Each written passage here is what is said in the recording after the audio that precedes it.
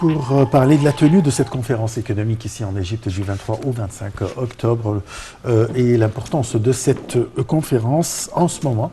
Nous avons le plaisir d'accueillir au bout du fil Dr Raouf Ghaffar. Vous êtes économiste ou bien expert en économie. Bonjour. Bonjour. Alors, quelle est l'importance de cette conférence économique, surtout avec tout ce qui se passe dans le monde? Le timing est très bon. Comme vous avez dit, le monde a subi tellement de problèmes, de crises, il y a des événements qui sans cesse partout. Donc c'était bien d'avoir cette conférence pour beaucoup de buts. C'est-à-dire, premièrement, on doit parler de la stratégie du futur de l'économie en général pour l'Égypte d'un côté, de l'autre côté faire la liste de priorités pour les investisseurs et pour les investissements dans le futur, et en troisième lieu renforcer le rôle du secteur privé dans le futur économique de l'Égypte. C'est important de discuter tout ça et de mettre une stratégie définie pour les années qui viennent pour commencer sérieusement nos pas vers un futur économique réussi. Oui. Docteur Raouf, bonjour. Bonjour. Alors, quand on parle de cette conférence, on parle d'une table de négociation pour présenter les problèmes actuels. Si on parle par exemple de l'économie égyptienne, des défis actuels et des propositions de solutions et de résolutions pour résoudre nos problèmes et certainement les problèmes des participants, des pays participants à cette conférence. Alors, comment voyez-vous cette méthode et est-ce que ça peut vraiment résulter en des plans économiques qui puissent aider l'Égypte à surmonter ces défis? Tout à fait. Et les défis qu'on a confrontés dernièrement avec toutes les crises qui se passent nous ont donné une leçon qu'on ne doit pas dépendre sur soi-même.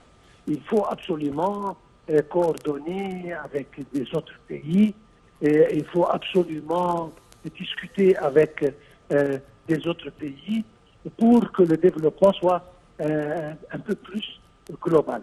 Et c'est justement ce que nous faisons maintenant.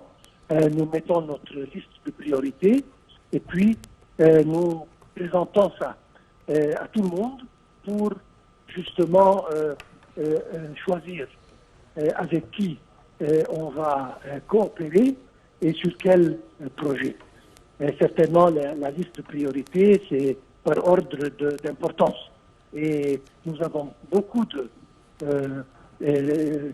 projets promettants, nous avons beaucoup de ressources qui n'ont pas été utilisées jusqu'à présent, et nous avons besoin, comme je viens de dire, de coopération, que ce soit sur le plan financement, sur le plan know-how, savoir-faire, etc., pour avancer. Et c'est justement ça, à mon opinion, un des buts importants de cette conférence. Et j'espère bien qu'elle va être réussie, surtout qu'il y a une coopération entre le comité de dialogue national qui a justement soumis quelques questions qui doivent être répondues durant le cours de cette conférence, et comme quoi traiter l'avenir économique de l'Égypte.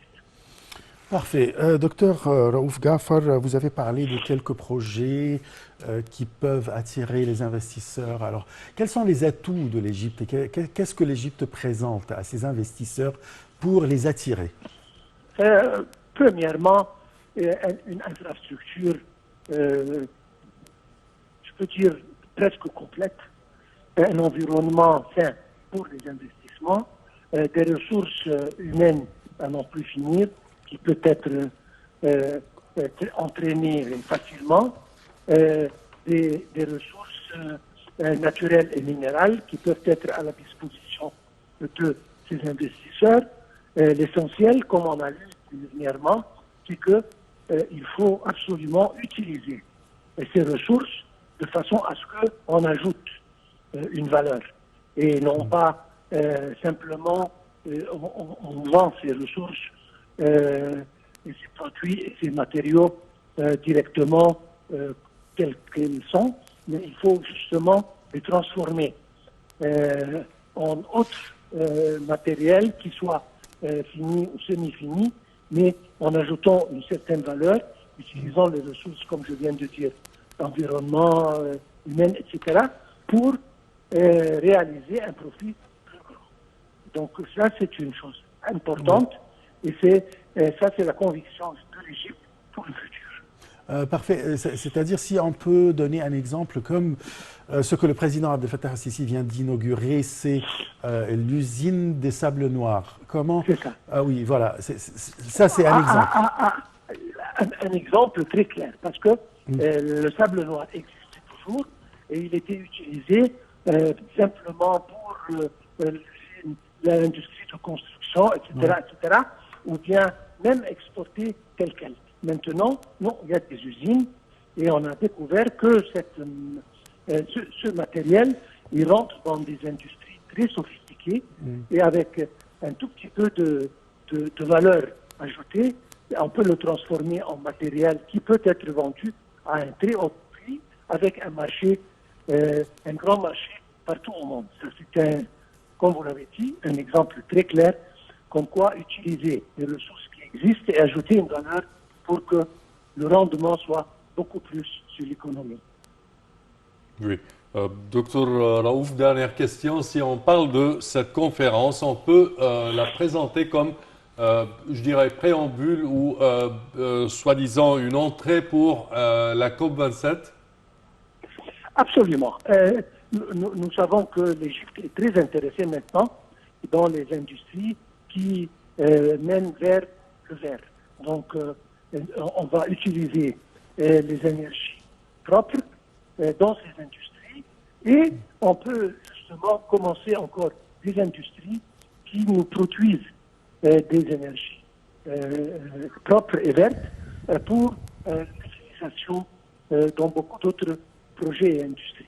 Donc oui, certainement ça aide et ça donne une indication que l'Égypte est sérieuse en ce qui concerne l'environnement et en ce qui concerne la propreté de l'environnement et la conservation de l'environnement et faire attention aux changements climatiques qui peuvent être certainement très sérieux à propos de tout le monde.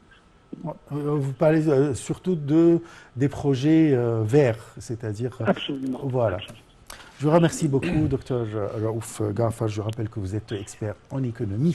Dr Raouf Ghafar nous a présenté quand même ce qu'on attend de la conférence économique, la cause de la tenue de cette conférence en cette période très critique et très difficile dans le monde, et les atouts que l'Égypte possède et en même temps présente aux investisseurs pour qu'ils viennent investir en Égypte. Et comme à titre d'exemple, c'est les usines de sable noir que vient d'être inaugurée par le président Abdel Fattah al-Sisi il y a quelques jours. Alors, ils peuvent venir pour investir dans un projet pareil. Et bien sûr, c'est le timing, c'est-à-dire juste avant la COP27, ce qui peut nous donner la chance de proposer des projets concernant l'énergie verte dans tous les domaines. Voilà, c'est tout. Je te remercie, Samar. Merci, Alchof. Merci, chers téléspectateurs, et bonne suite de programme, toujours sur NEL TV.